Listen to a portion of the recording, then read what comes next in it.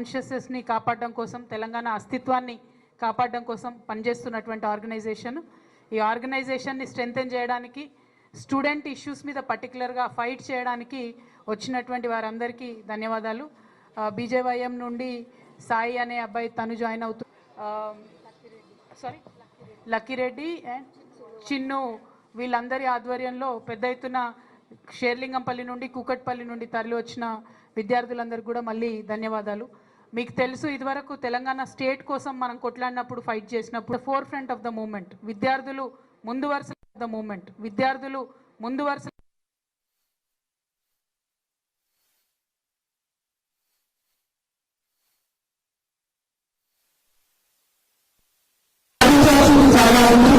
ఖచ్చితంగా సామాజిక తెలంగాణను సాధించేటటువంటి క్రమంలో మళ్ళీ ఒకసారి విద్యార్థులు ముందు వరుసలో ఉండాలని నేను మనస్ఫూర్తిగా కోరుతున్నాను. ఆ క్రమంలో ఇవాళ టీజేఎస్ఎఫ్ లో జాయిన్ అయినటువంటి మనందరం కూడా పనిచేయాలని చెప్పి నేను మీ అందరినీ కూడా కోరుతా ఉన్నాను. అంటే ముఖ్యంగా మనందరికి తెలుసు, చాలా డిగ్రీ కాలేజెస్ నుండి మీరు అందరూ వచ్చిండ్రు. ఇవాళ ఫీ రియంబర్స్మెంట్ రాక చాలా రోజులు అవుతుంది. దాదాపు 8,000 crores కాస్ట్ సెన్సెస్ ఎట్లా చేయాలో ఆయన నేర్పిస్తారంట. సరే పోనీ ఆ కాంగ్రెస్ వాళ్ళ కథ ఏందో మనం నిజంగానే నేర్పించిందని మనం అనుకున్నాం. మన సీఎం గారు స్టేట్మెంట్ ఇచ్చిన గంటకే రాహుల్ గాంధీ గారి దగ్గర నుంచి ఒక ఫోటో రిలీజ్ చేసి, అందులో మాత్రం ఆయన లేడు, సీఎం లేరు, ఓన్లీ రాహుల్ గాంధీ, డికే శివకుమార్, అట్లనే సిద్ధరామయ్య గారు ఉన్నారు. అంటే ఈయన అన్ని అబద్ధాలే చెప్తున్నాడు. అక్కడికి పోయినా అని చెప్తుండు, కానీ వాళ్ళ పార్టీ వాళ్ళే కామెడీ చేసి ఆయన లేనటువంటి ఫోటోని రిలీజ్ చేసి, పాపం రాహుల్ గాంధీ గారి దర్శనం లేక సీఎం గారికి చాలా ఇబ్బందిగా ఉన్నట్టున్నది. ఏది పడితే అది మాట్లాడుతున్నటువంటి పరిస్థితి మనం చూస్తున్నాం. కాబట్టి సీఎం గారిని మేము కోరేది ఒకటే, మీ దర్శనాలు ఆ సంగతి పక్కన పెట్టి పీపుల్ ఇష్యూస్ మీద మాత్రం మీరు ఇమీడియట్ గా స్పందించండి. 8,000 rupees ఏదైతే ఫీ రియంబర్స్మెంట్ ఉందో అది 8,000 crores ఫీజు రియంబర్స్మెంట్ ఇమీడియట్ గా రిలీజ్ చేయమని చెప్పి డిమాండ్ చేస్తున్నాం. ఇంకొక మాట, రేవంత్ రెడ్డి గారు మొన్న ఏదో బుక్ రిలీజ్ ఫంక్షన్ పోయింది.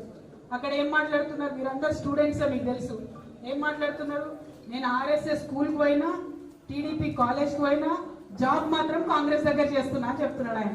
కాకపోతే ఆ చేస్తున్న జాబ్ లో కూడా కనీసం 36 marks కూడా వచ్చినట్టయితే నాకు అనిపిస్తలేదు. స్కూల్లో కూడా కాలేజ్లో కూడా పాస్ అయినట్టు అనిపిస్తలేదు.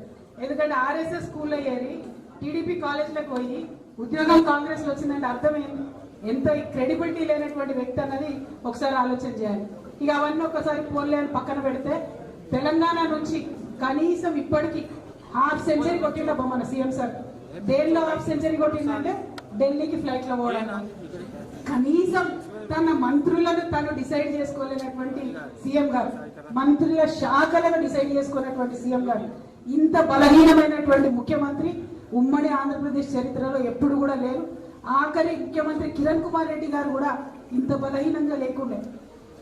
ఇవాళ 50 times ఢిల్లీకి పోతున్నారంటే, ఏ చిన్న నిర్ణయానికైనా ఆయన ఢిల్లీకి పోతున్నారంటే తెలంగాణ ఆత్మగౌరవాన్ని ఢిల్లీలో తాకట్టు పెట్టినట్టుగానే మేము భావిస్తా ఉన్నాం. ఈ వైఖరిని ఖండిస్తూ మరి తెలంగాణ రాష్ట్రం కోసం జరగాల్సినటువంటి నిర్ణయాలను తక్షణమే ముఖ్యమంత్రి గారు తీసుకోవాలని డిమాండ్ చేస్తూ,